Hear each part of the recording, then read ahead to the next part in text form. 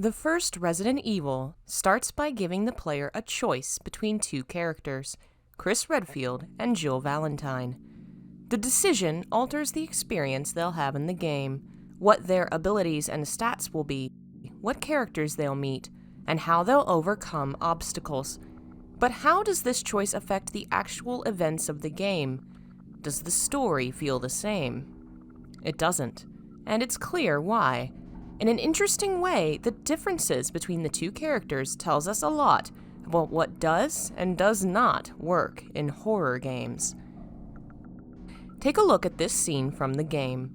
The player enters a bathroom and drains the tub. The draining water reveals a zombie. In Jill's story, the woman is taken completely by surprise. She stumbles and falls before rising to her feet.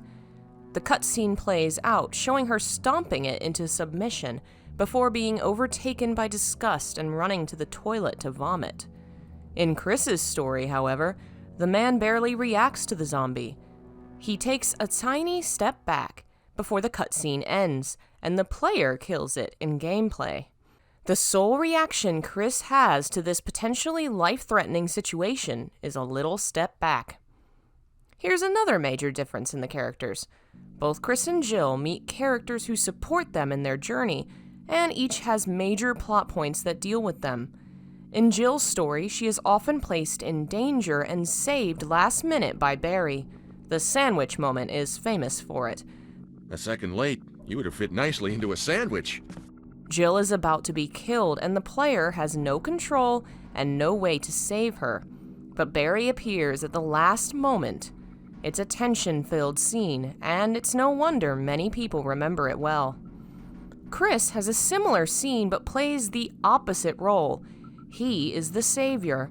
He hears a scream in the distance and has to run and save Rebecca before monsters can kill her. It's stressful, as the player is the one in control trying to get there in time, but it's not quite the same as the heart-pounding fear of losing control in the scene with Jill. No matter success or failure, the player's game continues. It's not Chris's life that's in danger.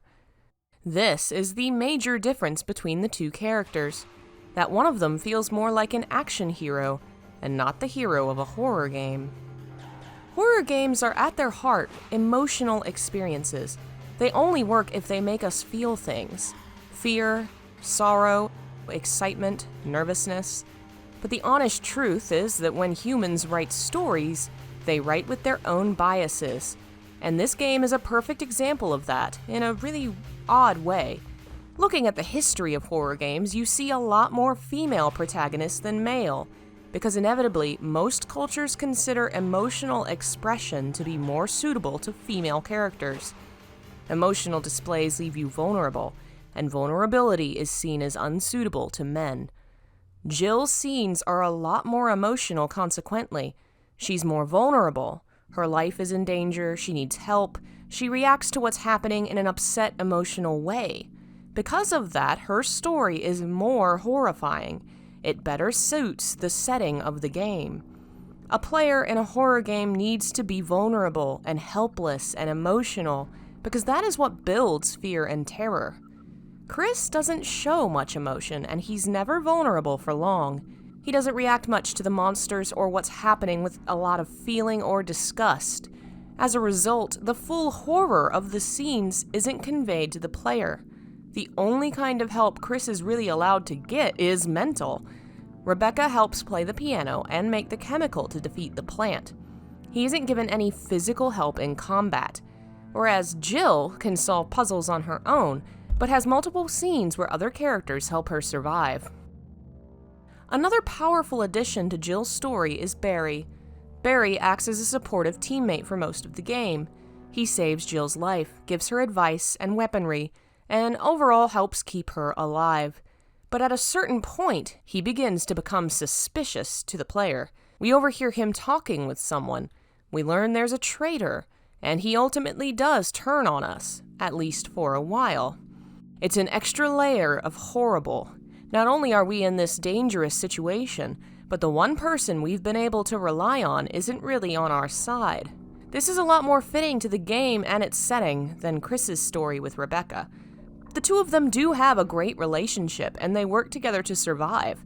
But the relationship doesn't have the same emotional aspect Barry and Jill's does, because the player never really has to rely on Rebecca for immediate survival. And Barry's betrayal adds a lot more meat to the story. It's very well done. Twice in the game, Barry accidentally draws his gun on Jill, thinking she's an enemy. Then, the third time, he draws it with real intent. They are actually enemies. The last time he draws it, he makes his choice as to what side he's on, and turns his weapon on Wesker instead. It's a great motif, and Chris's story just doesn't have the same aspects. But while most of the game is a lot more emotional and horrific for Jill, that switches near the end. The end of the game comes after a confrontation with Wesker. The main character and the surviving teammate appear to him, where the villain explains his plan.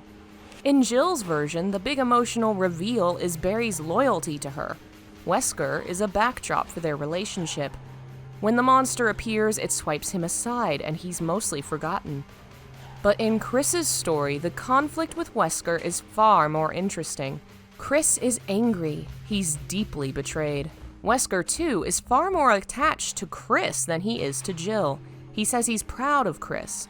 He takes time to turn around and brag about what he's done, and he spares the man long enough to show off his monstrous creation. He doesn't even look at Jill. This is the most emotional scene we get with Chris, because a lot of video games have a problem allowing men showing any emotion other than anger. But it also makes it the most compelling scene with Chris, and far more compelling than Jill's conflict with Wesker. Wesker's end is also more violent in Chris's version. The monster skewers him, reflecting how much more the player is meant to hate Wesker here. In Jill's story, the true enemy is Barry, and the conflict and resolution with him is the emotional plotline that matters most. But for Chris, it's definitely Wesker.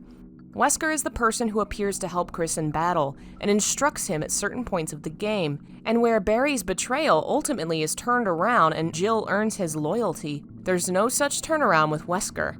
This will be the root of a rivalry that spans most of the series. It's interesting how gender bias in writing can lead to unintended consequences such as these, and interesting to see how the series and game writing in general has evolved so well. Resident Evil 2's remake came out this year, and one of the major reasons for its success is what it's learned from past games. The differences between Leon and Claire's stories have far fewer consequences than the differences between Jill and Chris's. Both characters respond emotionally to scenes. Both of them experience vulnerability and are saved by others, and the entire game experience is far stronger as a whole, and a lot more terrifying.